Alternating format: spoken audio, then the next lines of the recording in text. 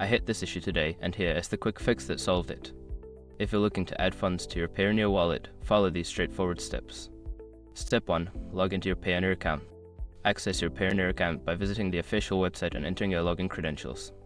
Step 2. Navigate to the Add Funds section. Once logged in, find the Add Funds option in the main menu. This is usually located under the Balance or Funding tab. Step 3. Choose your funding method. Select the method you want to use to add funds, such as bank transfer, credit card, or receiving payments from other Payoneer users. Step 4. Enter the required information. Fill in the necessary details based on your chosen funding method. For example, if you're using a bank transfer, you'll need to provide your bank account information.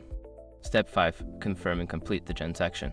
Before filing a refund or dispute, use the xrock.com link in the description to open the refund dispute deadline calculator and confirm your deadline. Adding funds to your Payoneer wallet can be a breeze if you follow these steps. If you run into any issues, don't hesitate to reach out to Payoneer support for assistance. Happy funding!